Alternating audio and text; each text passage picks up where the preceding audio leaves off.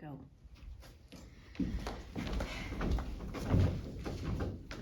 Well, West Virginia Jones, here we are at the start of our adventure. Where do we go from here? Well, Millie, according to the map, we start over there, on that hill. What if we don't? What if it's not on that hill? Then we check the valleys. And what if it's not in the valley? Then we check the cliffs. And if it's not in the cliffs? The ruins. Well, what if it's not in the ruins? Then to the riverbeds. Gee, that sounds like a lot of walking. Most likely, but we better get going. Why don't we just start at the riverbeds? Why? Because I don't want to do all that walking. Where's your sense of adventure, Millie?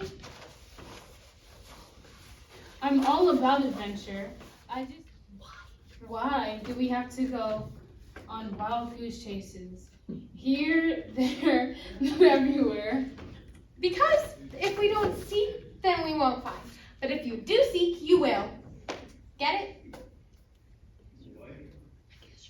I guess you're right. Okay, we better get going then. And Let's have an adventure.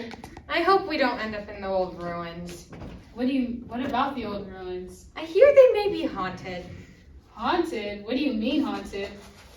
Did I say haunted? I meant, ooh, look, butterflies! Hey, don't try to change the subject here. What do you mean by haunted?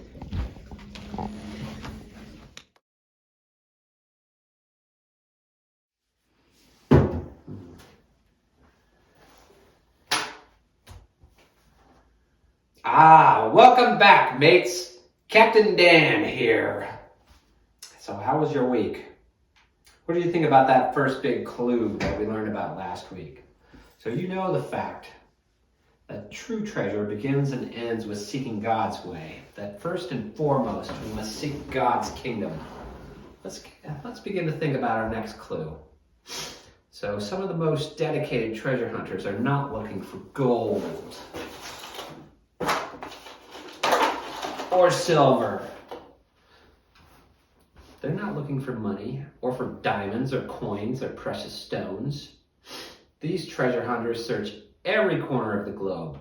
The jungle, the sea, in lakes, in rivers, the forest, the desert. They search high and low for evidence that the treasure they seek is real. They call themselves cryptozoologists.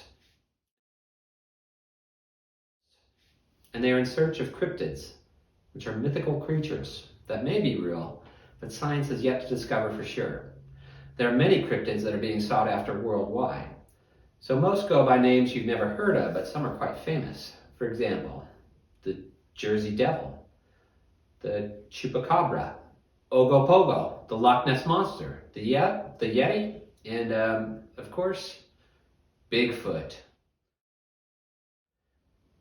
So cryptozoology has made some amazing discoveries in the past century, but most of the most famous creatures they seek remain elusive. But like good treasure hunters, cryptozoologists refuse to quit.